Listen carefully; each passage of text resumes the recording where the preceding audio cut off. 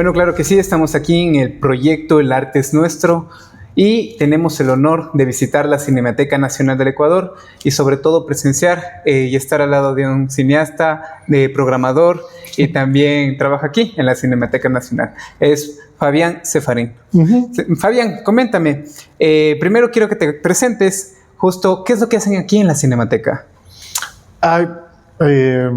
Muchas gracias por la invitación.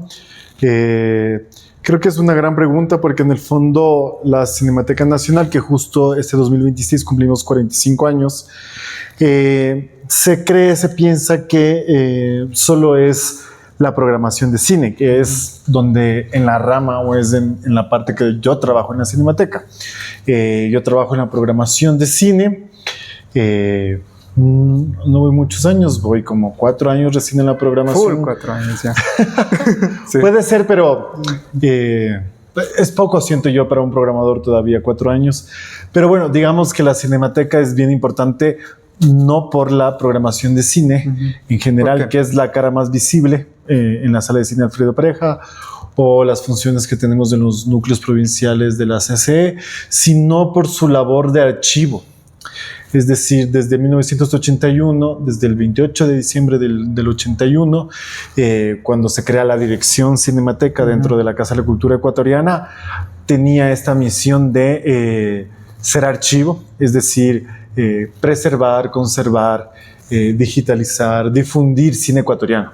Entonces somos del archivo ecuatoriano audiovisual más grande del país. Porque hay muchos, evidentemente hay muchos otros archivos, pero somos el más grande. Y creo que esa es la cara que no se conoce en general, porque siempre la programación sobresale, porque es evidente que va a sobresalir que el trabajo minucioso de preservar las cintas fílmicas o las cintas magnéticas que tú conociste ese día de la visita, los dos formatos, investigar el cine ecuatoriano, difundirlo, preservarlo, digitalizarlo, ese trabajo que es más chiquito, más técnico, no se ha visibilizado tanto como es. Como debería. Como debería y como la Cinemateca es. Por eso es súper buena que comencemos la entrevista hablando sobre qué hace la Cinemateca. Sobre eso, justo un poco para el público, me gustaría envolver esto a través de 2 procesos,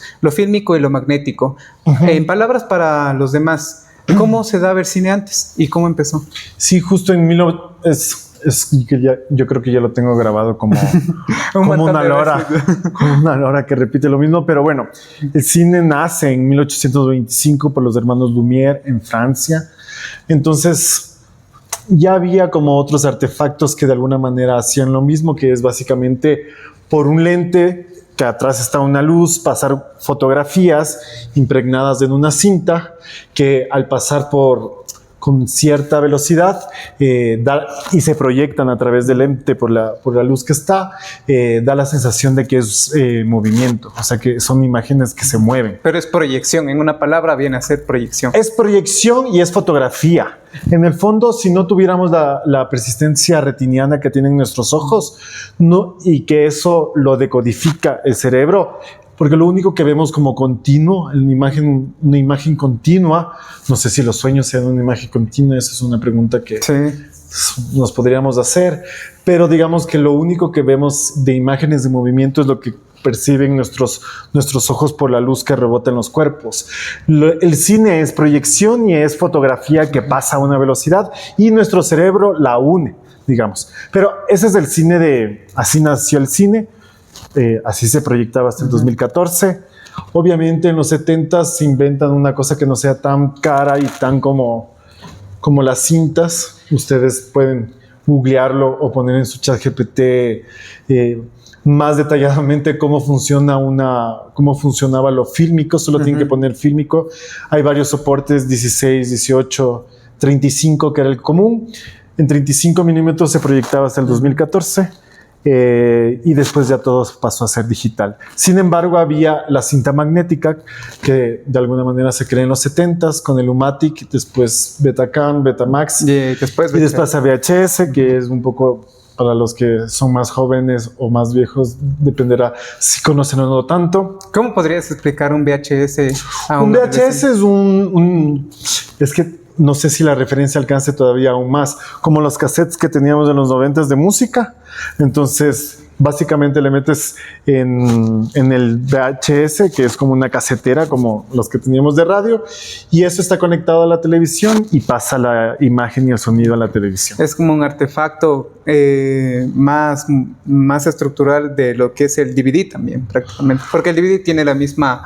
Tiene la misma, pero digamos que el DVD y el CD es como esta cosa plástica, claro.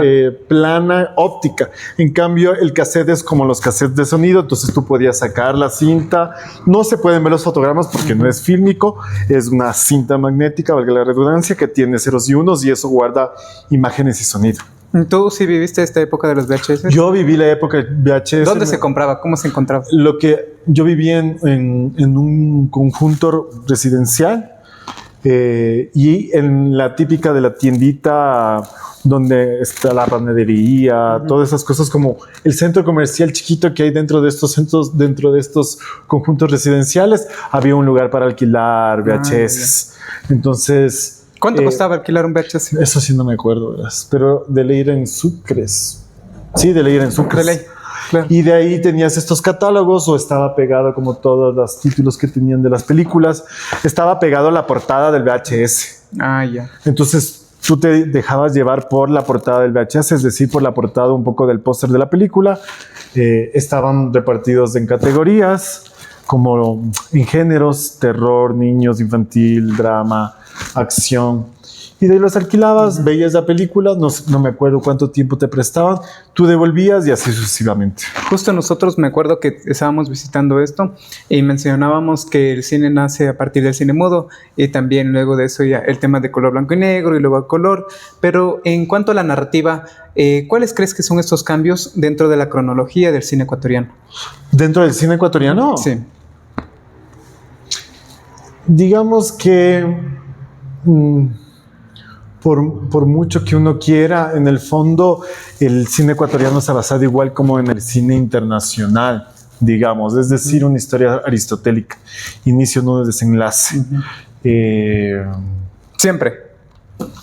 No sé si siempre, pero yo creo que el 80-90% de la producción nacional y del cine en general, no solo el ecuatoriano, tiene como eso, está construido aristotélicamente.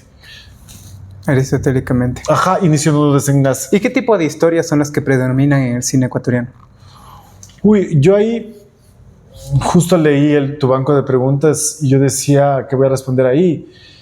Y la verdad es que es tan grande ya en este punto que es imposible tener una respuesta concreta. Lo que más predomina, digamos que hay una diversidad. Ya. Igual, eso es lo que les decía a ti y a tus compañeros ese día. Hay que entender que el cine per se, es decir, desde su concepción, es clasista y racista, colonial.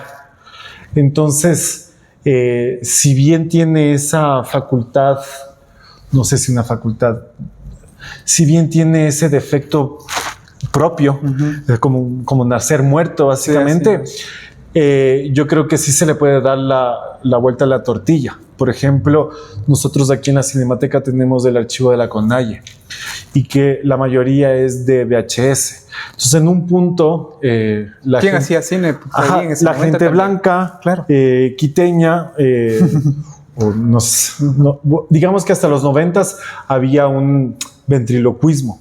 Entonces, la gente citadina, blanca, mestiza,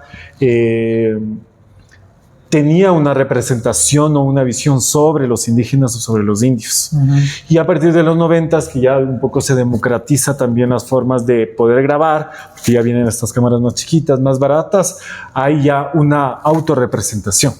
Entonces, por más que sea un artefacto, porque para mí es una tecnología clasista y racista, sí se puede utilizar esa misma tecnología para otra cosa, como esa colección, donde tenemos básicamente toda la historia de los pueblos y nacionalidades del Ecuador. Es una resignificación de su propia identidad. Es una Sobre todo creo que debería de ser, y ahí sí va, el tema del narrado por ellos mismos, ¿no? Sin Siendo duda. sujetos y protagonistas de sus propias historias. El gran problema es que la tecnología, como tiene una carga clasista blanca, es todavía más difícil darle la vuelta. Claro. O sea, sí se da la vuelta porque hay una autorrepresentación, viene desde otros lugares, pero digamos, cuando tú filmas una película, y eso es el cine comunitario, a veces quiere escaparse de eso, yo la veo bien difícil, porque la tecnología es así. Tú tienes director, directora, y todo una cosa jerárquica súper concreta y súper dicha, ¿no? Súper técnica. Entonces, salirse de eso está bien difícil. O sea, la tecnología y la forma en que esa tecnología se desarrolló está condicionado. Sin embargo, yo siempre creo que puede haber, o al menos escapándose de lo aristotélico, se podría llegar a otra cosa. Y tal vez hay alguna película que se escape de eso, que los jóvenes pudieran y tú recomendarías ver. Alguna película resignificada y que digas, no, esa película demasiada ecuatorianísima. Ecuatoriana, además. Sí. Y yo diría que justo también estaba pensando que es una película de las que no están... Son muy pocos conocidas, están subvaloradas. Es una película que se llama Black Mama. Black Mama. Ajá, ¿Dónde Miguel. le pueden encontrar? Está justo ahorita, estaba revisando el YouTube del Miguel Alviar. Oye, necesito apagar eso porque va a seguir sonando y yo no puedo No, continuar. tranquilidad. No, pero yo necesito. Bueno, está bien. Espera. No, de hecho no le parece. Ajá, después ya. Es que yo necesito. Te distrae. Sí, me distrae y yo no lo logro. Entonces, bueno, te respondo desde Black Mama. ¿Estás? Sí. Muy bien. Si yo recomendaría algo que esté por fuera, digamos, de lo aristotélico, es Black Mama.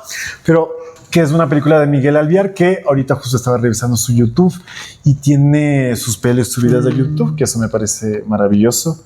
Y esta peli, Miguel, si bien viene de lo audiovisual, también viene desde el arte contemporáneo. Entonces, ¿de dónde es Miguel? Un poco es de aquí. No sé muy bien su biografía, sé que estudió en Estados Unidos un tiempo, regresó, pero él tiene como una obsesión con lo kitsch, es decir, con lo popular, la tecnocumbia, toda esta estética de tecnocumbia, de cantante como del finquispe, todo como eso alrededor de lo kitsch y popular, tiene esa obsesión.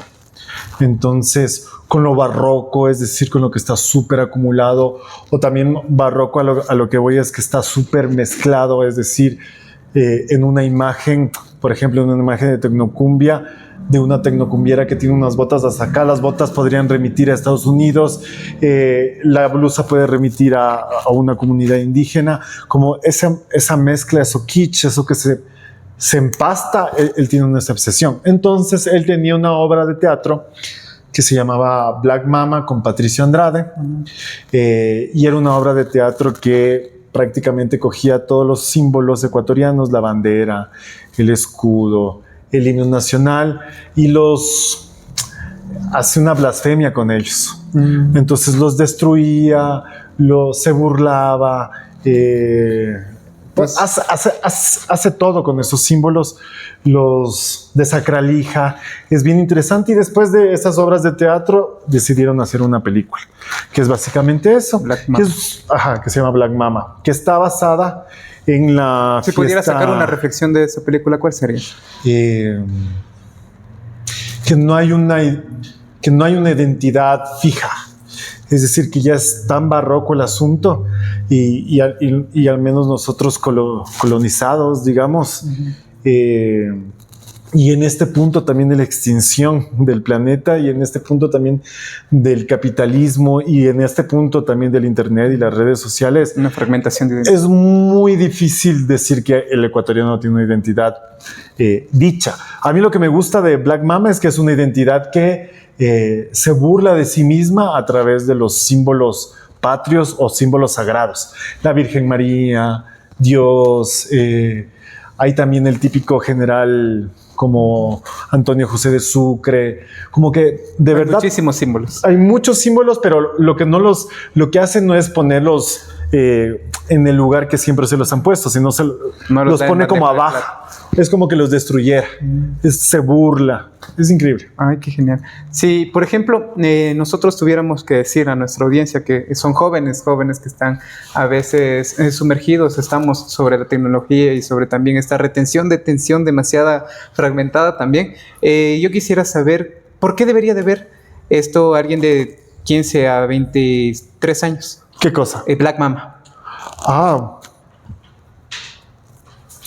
Porque estoy seguro que no se ha enfrentado a nada así. Y al menos con nuestros propios símbolos. Porque en el fondo, o sea, no hay que hacernos los locos. Los ecuatorianos somos re curuchupas, somos re católicos. Todo el mundo cree en Dios. Nadie habla de la homosexualidad, nadie habla del racismo, del clasismo, nadie quiere destruir ningún símbolo. Todo el mundo ama la bandera, todo el mundo habla a la selección de fútbol. O sea, todo el mundo quiere que todo esté perpetuo, inamovible y sagrado. Y yo creo que es lo más jodido que se puede hacer es tener algo sagrado. Si hay algo sagrado, como por ejemplo nadie se mete con las mamás, hablando que es el Día de las Madres, nadie se mete con que decir que las mamás también son un horror o que las mamás también son perversas, ¿me cachas? Nadie se atreve a decir que su mamá también es perversa, ¿cachas? Entonces yo creo que recomiendo esa peli porque nadie se atreve a tocar esos temas, porque todos queremos que sea sagrado como la mamá. Todo está muy estandarizado. Sobre esto, ¿crees que Black Mama o hay tal vez otra pieza cinematográfica que es incomprendida? No, yo creo que con Black Mama te respondo. Yo creo que Black Mama es la clave. Yo creo que Black Mama es una peli incomprendida. Mira, te cuento una anécdota. En el 2024 se cumplió el bicentenario de la batalla de Pichincha. Entonces aquí desde la Cinemateca hicimos una muestra que se llamaba Cine Nación Ficción, porque otra vez volvemos a que nadie quiere meterse con Ecuador, por ejemplo. Entonces la historia ecuatoriana no se puede ser tocada, no se puede ser destruida, no se puede ser... ¿Por qué lo tomamos tan literal? ¿Me cachas? ¿Por qué pensamos que las cosas pasaron de esa manera? Entonces, bueno, en Black Mama hay una imagen que es potentísima, que a mí me parece maravillosa, una de tantas, y es que una persona está como maquillada del escudo del Ecuador y después vomita el río y grita. Y esa nosotros le pusimos en la portada del calendario de programación que teníamos en ese tiempo. Y uno de los cineastas que pertenecía a esa muestra dijo, no, yo no puedo participar en eso. Ustedes se están metiendo con el escudo del Ecuador. Que sacrilegio, que blasfemos. Uy, no, Diosito se presentó. Y nos tocó sacarle de la muestra. ¿Cachas? Entonces, si yo creo que hay algo que hay que ver es esa peli. Aparte de Black Mama, ¿otros cineastas, otros directores ecuatorianos que deberíamos de ver? Hay un cineasta que se llama Gustavo Valle. Él hizo películas, hizo como 3 cortos de los 70s. ¿De qué trata? La historia viene así. Se remonta después al 2009. Fernando Mieles, que es un director guayaco, que es el director de Prometeo Deportado. Ya no sé si estoy seguro que sea guayaco, espero que sí sea guayaco. Hizo una película que se llama Descartes sobre un cineasta perdido en los 70s que se llama Gustavo Valle. Entonces toda la película Descartes, que por cierto está en nuestro YouTube, en el YouTube de la Cinemateca, solo ponen Descartes Fernando Mieles o Cinemateca Nacional y les va a aparecer de una. Toda la peli es sobre este personaje que es Gustavo Valle, que era un muchacho súper... que prometía mucho y que tenía 3 cortos que estaban... La promesa era. Era la promesa del cine en ese momento. Todos los críticos de cine guayaquileño, porque en el fondo habían muchos críticos de cine guayaquileños, porque además del cine siempre... Creo que se ha cerrado de igual forma en Quito y Guayaquil. Llegaba mucho más rápido a Guayaquil por ser puerto, como siempre, todo llega más rápido allá. Entonces... un poco Fernando dice qué pasó con este cineasta y dónde están sus películas. Entonces, se remonta a su historia buscándole al cineasta. No, solo es la historia de buscándole al cineasta. No tiene nada que ver con Fernando. Fernando solo se dedica a buscar las huellas de este cineasta que sigue vivo y que le preguntaba dónde están las pelis, nadie sabía. Y Gustavo Valle, de alguna manera, intenta seguir haciendo cine, pero digamos, la historia es qué pasó en eso y dónde están esas películas que hice en los 70s. Entonces hay una película que se llama, un corto que se llama Naturaleza Muerta, que hizo Gustavo Valle en el 77, que está en YouTube. Pongan Naturaleza Muerta Gustavo Valle y les va a aparecer. Y yo eso, por ejemplo, siento que es otra de las obras que están subvaloradas, que no son conocidas, y es un corto de verdad fantasía. Un consejo para un joven que quiera acercarse al cine nacional. ¿Al cine nacional o a hacer cine? Primero hacer cine, para luego ya... Hacer cine, yo no le recomendaría a nadie que haga cine. La verdad. Y yo no le recomendaría a nadie hacer cine. Es muy caro. ¿Qué recomiendas? Es muy caro hacer cine, es muy caro estudiar cine. Creería que lo que recomendaría para hacer cine es no estudiar cine. Yo me dedicaría a otra cosa, como a estudiar filosofía, o a estudiar sociología, o a estudiar lingüística. Y una vez que ya tenga 33 años y haya estudiado otra carrera, se pregunte de nuevo si quiere hacer una película, que eso le va a significar 8 años de su vida y muchos dolores de cabeza. Entonces, de plano, a jóvenes yo no les diría a nadie que estudie cine que se dedique a estudiar cualquier otra cosa, peluquería, gastronomía, 10,000 cosas que haya, y después cuando ya esté cucho, cuando ya tenga unos 35 años, diga, voy a intentar hacer cine. Sobre todo por el tema de recursos.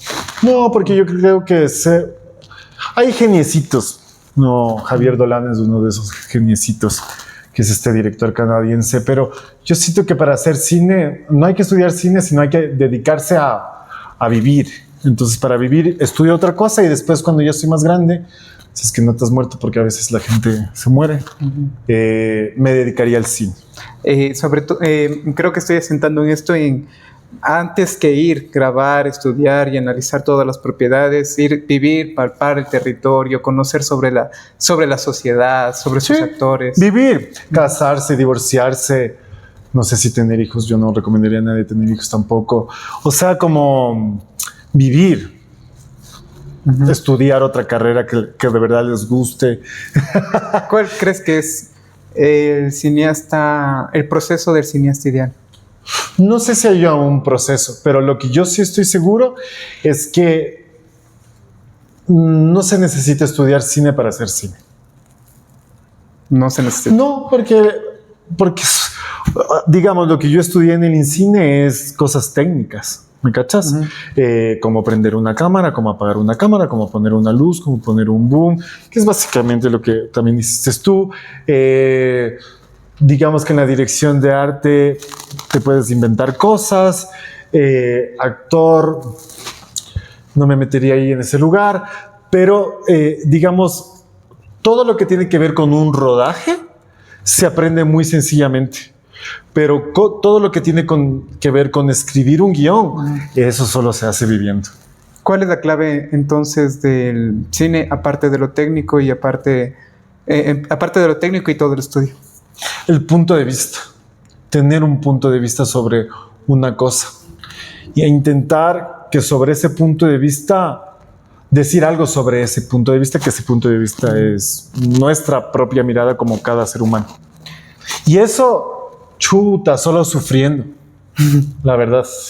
Complicadísimo. Ajá. Siento que es en parte de también el tema de apropiarse del arte y en sí mismo el arte como cine y todas las otras artes, las bellas artes, la música, la pintura, la danza, es el expresionismo que uno quiere reflejar, ya sean historias, sean traumas, sea el tema de su propia fragmentación de identidad, tal vez problemas sociales, sobre todo sobrellevando eso antes con lo técnico. Bajo eso, a mí me gustaría también conocer cuál es tu punto de vista sobre las otras bellas artes. Chuta. A mí creo que decirles bellas artes ya es de viejo. Okay. Ni yo que tengo 36 años digo. Es como cuando le dicen séptimo arte al cine. Es como, no. Ya no son bellas artes. No confíes. No, de bellas.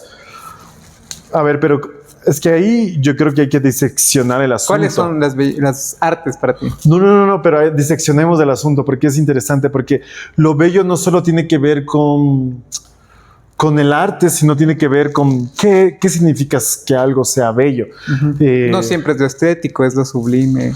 Creo que es que son respuestas bien intrincadas, pero yo les dejaría eso sobre la mesa. ¿Qué es algo bello? Bueno, ¿qué pienso sobre las otras artes? No pienso mucho sobre las otras artes, la verdad. Me encantan, yo las amo. Yo amo la pintura y amo la música, pero las amo por esa misma razón, porque no las entiendo. Yo tengo un amigo músico que me intenta explicar, pero así, de verdad, me tiene mucha paciencia y me intenta explicar. Mira, una canción tiene esta capa. Y me hace escuchar esa capa. Después dice tiene otra capa. Y después tiene otra capa y la melodía es de esto y lo otro. Y la verdad es que yo le digo sí, pero en el fondo no le entiendo nada. La pintura tampoco la entiendo, por eso la amo. El cine ya no lo amo porque es algo que comprendo. O quizás creo que comprendo. ¿Me cachas? Entonces, yo las otras prácticas artísticas, como yo les digo, ya no bellas artes, de escultura, el arte contemporáneo, me encantan, pero me encantan por sobre todo la música porque no la entiendo. ¿Crees que lo que se critica, sobre todo lo que se valora por sobrefondo, por la profundidad, escudriñando estas prácticas, uno termina ya al final comprendiéndolas y perdiendo el valor de la misma? Sí. ¿Por qué? Porque lo que más amamos es algo que no entendemos. Lo que amamos es un misterio. Cuando uno se enamora de una persona, no se enamora porque la comprende. Al contrario, se enamora porque es incomprensible. Es un misterio que en el fondo solo quieres poseer para poder comprenderlo. ¿Me cachas? Por eso la gente se enamora, porque quiere comprender qué es lo que le atrae de esa persona, quiere comprender qué es el misterio y quiere de verdad escarbar para saber por qué le gusta esa persona. ¿Me cachas? Por eso quiere estar con esa persona, por eso quiere besarse, por eso quiere tener una relación, porque quiere descifrar el misterio. Pero es casi indescifrable. Yo creo que cuando se descifra, ahí ya es cuando las parejas se divorcian. Es que también es el tema de monotonía y luego también rutina. Pero sobre eso, y haciendo una metáfora también con el tema de las artes, me doy cuenta, bueno, el cine y en sí las artes, la música, la danza, a veces uno tiene y comparte con ciudadanos, con gente, con mamá, con papá y dicen, no, es que es la última rueda de coche, ese es el término. Ajá. ¿Por qué? ¿Por qué nos pasa eso desde tu visión a nosotros los ecuatorianos? ¿Por qué no nos regresamos a ver dentro de estas prácticas? Chuta. Creo que ahí hay que hacer primero una distinción. Cuando hablamos de cultura, y me remito a Nelson Reascos, que es un filósofo de aquí ecuatoriano. Él cuando da su concepto de cultura, él dice cultura es todo, lo humano. Es decir, no hay nada por fuera de la cultura. Entonces, cultura no solo tiene que ver con las prácticas artísticas o las bellas artes, sino que cultura tiene que ver con todo. Es decir, con la comida, con la sexualidad, con lo familiar, con lo religioso, con los rituales. Todo es cultura. Sí, ¿me cachas? Un ecosistema. Todo es cultura. Si algo nos hace humanos es la cultura, pero no las prácticas artísticas, me hago entender. Todo lo que tiene que ver con nosotros, los seres humanos, es cultural. Es decir... Pero el acto en sí, más que la construcción. ¿Cómo? El acto en sí, la existencia, todos nuestros símbolos que están dentro de la danza, el tema de los valores religiosos, etc. Todo. Sí es un acto, o sea, como nosotros viviendo y estando, pero ya en la construcción, que son las prácticas, se distinta, o sea, separar eso, me dices. No entiendo la pregunta. Aislar el tema de vivir la cultura y hacerlo, manifestar. Es que eso es justo lo que intento explicar, que no sé cómo explicarlo de una manera como más sencilla. Es que es súper errado pensar que cuando uno utiliza la palabra cultura en general, solo se está refiriendo a las prácticas artísticas. Yo no la utilizo de esa manera. Yo cuando digo cultura estoy hablando de todo lo que tiene que ver con la cultura lo que nos hace humanos. Entonces, es la comida, es cómo nos vestimos, o sea, todo es una vaina cultural. Sí, te cacho. El lenguaje mismo. El lenguaje es cultural, ser madre o ese deseo de ser madre o de ser papá es una construcción cultural. Todo es una construcción cultural. Arquetipos. Todo es una construcción cultural. Sesgos, y que a veces se utiliza esa construcción cultural para poder seguir oprimiendo, por ejemplo, a las mujeres, para que sigan cuidando a los hijos. Pero eso no tiene nada que ver con la naturaleza. Y tampoco con la construcción y manifestación en las prácticas. No hay nada en los seres humanos que sea natural per se. ¿Me cachas? Sí, claro, eso es una construcción. Qué genial. Pero yo quisiera saber... Que ella no sé a dónde ibas, pero yo te respondí eso. Sí, no, y está súper bien, súper bien. Pero bajo estas prácticas, bajo ya el tema las prácticas artísticas. Sí, sobre todo... porque están al último del coche. El que canta, sí. El que hace cine. ¿Por qué nosotros regresamos a ver y no tiene tal vez el significado que debería merecer? Yo creo que es una buena pregunta porque no tengo respuesta concreta. Yo creo que mi hipótesis es porque la gente es bien tonta, porque no comprenden que las prácticas artísticas manejan las construcciones culturales. Entonces no se dan cuenta del poder que tienen las prácticas artísticas al manejar los símbolos. Entonces le subvaloran porque creen que es algo menor, pero en el fondo no se dan cuenta que a través del cine, a través de la pintura, a través de la música, se llega a los seres humanos de una manera mucho más brutal porque le estás llegando al símbolo, a los símbolos. Entonces hay una subvaloración, una subestimación. Pero yo creo que esa subestimación es porque de verdad son tontos. ¿Y qué hacemos? ¿Para qué? Para que empiecen a resignificar y a valorar. ¿Quiénes, pero? Nosotros. ¿Cuáles ciudadanos? Nosotros como actores sociales universitarios, como personas que trabajamos en el arte, en el cine, y ellos como ciudadanía en general, que también está en lo suyo, está metida en su mundo, pero que no significa que debamos de trabajar como que distintamente, aislados, ¿no? Uh-huh. O sea, yo la verdad no puedo hablar, es una pregunta muy grande para yo poder responderla. Lo que yo puedo responderte es desde mi trinchera, que ya es otra palabra, un cliché horrible, desde donde yo trabajo, que es básicamente programar la sala de cine. Entonces, lo que yo intento, cuando se tiene el chance, porque además también a veces no se tiene mucho el chance, es que las películas que se colocan en la sala de cine Alfredo Pareja y en los núcleos provinciales tengan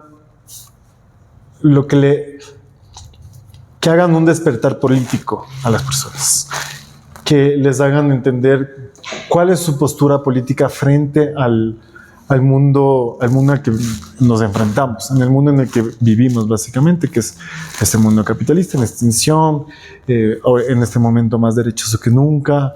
Entonces, digo, desde ahí yo puedo decir, bueno, y tampoco después de eso ya no puedo hacer nada más. Yo pongo la película y no sé si van a venir 10, van a venir 100 personas. Lo que intento es que esa película sí haga algo en el espectador, en la audiencia de la Cinemateca, que algo le remueva, algo. Sí, y muy honorable, la verdad, porque justo yo, de hecho, inclusive mismo no conocía antes la Cinemateca. Entonces decía, qué bueno que ya conozcas. Y hay un montón de historias, y hay un montón. Que puedan visitar, es una sala enorme de un montón de archivos fílmicos, magnéticos, y es demasiado exquisito, ¿no? Y yo ahí tengo que hacer la cuña, síganos en Instagram como @cinematecaaecuador o visiten nuestra página web cinematecanacionalcse.com. Ahí pueden ver nuestra cartelera, la de Quito, la de los núcleos provinciales, se pueden ver a través de los Instagrams de los núcleos provinciales. Eso. Y YouTube, las películas. En YouTube hay varias películas subidas del archivo de la Cinemateca, incluyendo la que les decía de Descartes de Fernando Mieres. A menudo se dice que en el cine refleja las heridas, refleja el resentimiento del país, la resistencia. ¿Estás de acuerdo? ¿Qué heridas se refleja? ¿Qué heridas o qué resistencia se refleja? Heridas y resistencias. ¿En el cine? Ajá. Yo creo que en el cine se refleja el poder. O sea, se refleja el racismo, se refleja el clasismo, que quizás sí son heridas, obviamente. Lo que yo siento es que a veces el cine intenta ocultar eso. También. No al contrario. No como, no como dice tu respuesta. Uh-huh. Pero el cine nacional, igual. Sí, obvio. Porque lo que pasa es que por eso te decía que creo que es importante vivir antes de hacer cine. Uh-huh. Porque cuando eres muy chamo, y no es por chamear, y sé que hay gente que es súper joven, que es brillante, como que no te das cuenta de este entramado de clase y raza en el que estás. Entonces escribes una película que en el fondo... Desde el privilegio.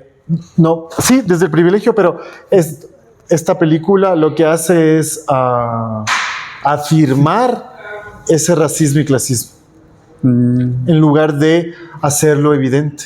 ¿Me cachas? Sí, sí te cacho. Entonces, yo no sé. Perpetúa el estereotipo, o sea, y el sesgo. Perpetúa la construcción cultural, perpetúa el poder, perpetúa todo ese entramado de racismo y clase y raza, machismo también. Entonces, a lo que iba con que uno debería hacer ya más maltoncito las películas, porque ya cuando vas creciendo vas cachando más ese entramado de clase y raza que es todo, ¿no? Y que si vas a hacer una pieza audiovisual, debería intentar al menos hacerte consciente o de alguna forma ese entramado. Uh-huh. ¿Me explico? Debería de tener un objetivo, o sea, un más allá de la película. Ves la película y luego que sigue. Te reflexionas, te criticas. Yo creo que el objetivo de la peli siempre es conversar después. Sí, total. Si no hay conversación, se queda ahí. Sí. Por eso los cineforos. Sí, la importancia. Yo quisiera conocer también por qué en el Ecuador el cine no está posicionado internacionalmente. ¿Cuál crees que es la razón? Es una razón igual.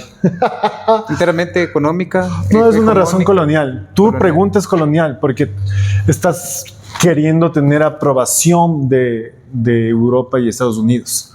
¿Me explico? Las grandes industrias. Ajá.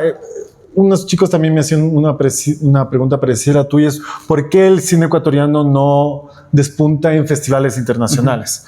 Uh-huh. O ¿por qué no es exitoso, digámoslo así? Y esa pregunta para mí es una pregunta de blanqueamiento. ¿Por qué el blanco no me está viendo? ¿Por qué el cine ecuatoriano... Perdón que me burle, pero me voy a burlar. ¿Por qué el cine ecuatoriano no llega a tal o tal lugar? Y es como... Lo que esconde en el fondo eso es algo bien profundo y bien denso. ¿Por qué el blanco europeo o el blanco gringo no nos está viendo? ¿Me explico? Sí, sí. Querer tener ese éxito internacional es una aprobación. Es querer tener una aprobación blanca. Uh-huh. Entonces esa pregunta ahí a mí se me cae. Pero igual a todos los cineastas, incluyéndome, todos quieren tener éxito y todos quieren ganar una película en Cannes, ¿cachas? Pero si ya pasas el éxito y te bajas un nivel, dices, ¿por qué yo quiero esa aprobación? Es una aprobación blanca, ¿cachas? Es una pregunta que te la cuestionas y se la deberían de cuestionar muchas personas que quieren hacer cine. Sí, es verdad. Sin duda. Si tuvieran que hacer ya un poco más, por ejemplo, en el tema de las políticas públicas sobre cine, cómo hacer que la gente se involucre más, tal vez no haciendo cine, porque uh-huh. Dijiste como que chota, de hacer cine aquí, complicado.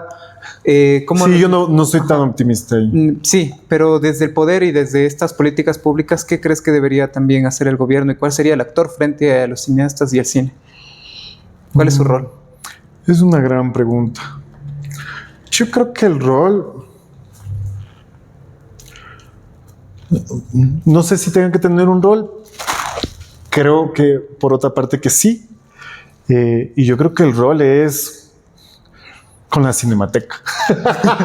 Por favor, ya. Valga la redundancia. Manden fondos a la Cinemateca. Yo creo que sí. En el fondo, su rol es que una Cinemateca sea una Cinemateca. Y que el archivo más grande audiovisual de este país tenga los recursos que necesite ese archivo audiovisual más grande del país. De ahí creo que lo otro en cuanto a dar dinero para producción y distribución lo hace, no estoy tan enterado que si lo hace bien, si lo hace mal, sé que lo hace y está muy bien que lo haga. Creería que no lamiéndoles del culo a los gringos en cuanto a taquilla, creería que se podría sacar muchos beneficios. Es decir, ustedes gringos caremazos tienen 25,000 salas de cine en mi fucking país. Ustedes están llevando todo este dinerito porque no solo les entra lo de la taquilla, sino también les entra lo de la comida y lo de la promoción. O sea, es un negocio redondo. O sea, es perverso. Los gringos son perversos. Entonces, ya que están sacando tanto rédito, te voy a poner un impuesto a este boleto. Y esa platica va a la Cinemateca o va a ser más cine ecuatoriano. Que, si no me equivoco, los colombianos ya lo hacen así.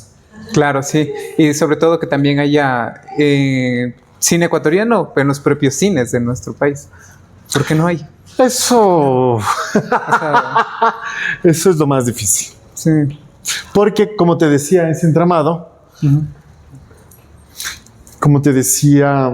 Es una aprobación. Como manejan toda la secuencia, es que siempre me olvido, manejan toda la línea de producción, es un negocio redondo. Entonces a ellos no les conviene que entre una película ecuatoriana porque no es negocio para ellos. Ellos lo ven súper claramente como gringos. Tal vez sería es crear súper de comercio. Otra institución, otra forma, que sea más independiente. O sea... No me quiero alabar, pero ahí está la Cinemateca, está Sala Sur, está el 8:30, que son las otras salas independientes, ¿cachas? Donde puedes ver cosas que que están por fuera del cine comercial. Creo que también sería el llamado, por ejemplo, porque obviamente entiendo que no solo... Pregunta. Claro. Si desde mi ignorancia le digo, ¿la Cinemateca es el único lugar donde se guardan piezas ecuatorianas o también hay otros lugares? O sea, hay otros archivos puntuales, como el archivo Blomberg, que guarda las cosas que ha hecho Blomberg. ¿Anexadas a la Cinemateca? No. Tal vez ahí podría ser el esfuerzo. Sí. Diría yo como que... Sí, podría haber un esfuerzo por ahí. No una división ni un esparcimiento de esfuerzos, sino un trabajo en conjunto, ¿no? Una consolidación. Sí, para hacer una unidad sobre cine del país en donde tomen en cuenta también a las otras provincias o a los otros archivos. Sí. No, bueno, me parece demasiado interesante. Siempre aquí el tiempo es el enemigo en nuestras entrevistas. ¿Por qué tienen como un timing siempre? No. Sí, nomás si tú tienes chance. Yo sí tengo chance, todo bien. Solo 2 preguntas más. No, mentira. Pero si tienes las preguntas, si no, ahí terminamos. Todo bien.